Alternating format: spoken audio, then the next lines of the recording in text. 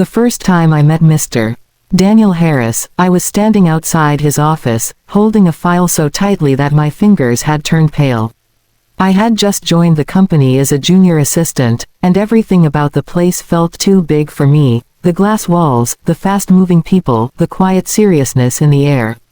"Go in," my colleague whispered, nudging me gently. "He doesn't like waiting." I took a deep breath, knocked twice, and stepped inside. He didn't look up immediately. His eyes were fixed on the documents in front of him, and his expression was sharp, focused.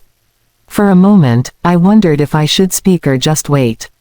"Sir," I finally said, my voice barely steady. He looked up then, calm, unreadable. "You're the new assistant?" "Yes, sir." "Late by 3 minutes." My heart sank. "I'm sorry, sir. It won't happen again." He nodded slightly, then extended his hand. "File." I handed it to him quickly. That was my first lesson about him: he didn't waste time, and he didn't tolerate mistakes. From that day on, my life became a routine of deadlines, instructions, and quiet pressure. Mr. Harris was strict, demanding, and rarely smiled. But there was something else too, something I couldn't quite explain. Beneath that cold exterior, there was a sense of discipline that felt admirable. Weeks turned into months. I learned his preferences: black coffee, no sugar, meetings always 5 minutes early, reports organized in exact formats. Slowly, I stopped being afraid of him. Instead, I started respecting him. One evening, I stayed late to finish a report. The office was almost empty, and the silence felt heavy. As I typed, I suddenly heard footsteps behind me. "You're still here?" he asked. I turned around quickly. "Yes, sir. I wanted to finish this before tomorrow." He looked at the screen, then at me. For a moment, his expression softened, just a little. "Go home," he said quietly. "You've done enough." That was the first time he had spoken to me like that, not as a boss, but as a human being. Something shifted that day. After that, he began to notice my work more often. A slight nod, a quiet, "good," or sometimes just less criticism. To others, it might have seemed nothing. But to me, it meant everything. One rainy evening, everything changed. I had forgotten my umbrella and was waiting at the entrance, watching the heavy rain fall. Suddenly, a car stopped in front of me. The window rolled down. "Get in," he said. "Sir, you'll get sick standing there." I hesitated. It didn't feel right. But the rain was getting worse. "Get in," he repeated. I quietly opened the door and sat inside. The car smelled faintly of leather and something warm, like coffee. We didn't talk much during the drive. But the silence didn't feel uncomfortable. It felt peaceful. When we reached my street, I whispered, "Thank you, sir." He nodded. "Take care." That night, I couldn't sleep. Something had changed, not just in him, but in me. Days passed, and slowly, our conversations grew a little longer. Still professional, still careful, but warmer. Then one day, I made a mistake. A major one. I had sent the wrong file to an important client. The entire deal was at risk. My hands trembled as I stood in his office, waiting for him to speak. "I'm sorry, sir," I said, my voice shaking. "It was my fault." He looked at me for a long moment. I expected anger, disappointment, maybe even dismissal. Instead, he sighed. "Sit down." I blinked. "Sir." "Sit," he repeated. I sat, confused. "Mistakes happen," he said calmly. "What matters is how you fix them." I looked up, surprised. "We'll correct it," he continued. Together. That word, together, stayed with me. From that day, I stopped seeing him as just my boss. He became someone I trusted. Someone who believed in me, even when I didn't. Believe in myself. But I never imagined what would come next. Months later, during a company event, everything changed again. I was wearing a simple dress, standing near the corner, trying not to draw attention. I didn't belong in such elegant surroundings.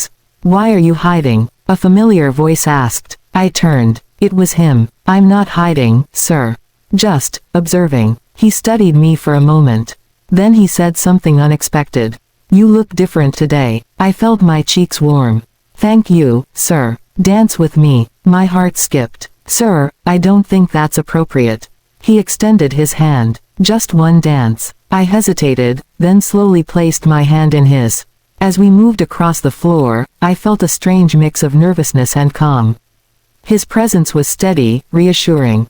"Why are you always so afraid?" he asked softly. "I'm not afraid." "You are," he said gently. "But you don't need to be." I looked up at him. For the first time, I saw something in his eyes that I had never noticed before.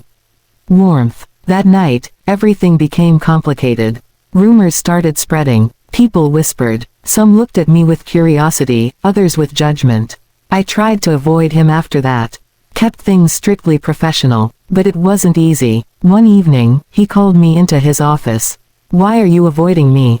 he asked directly. "I'm not, sir." "You are." I stayed silent. He walked closer. "Is it because of what people are saying?" "That's not the point," I said softly.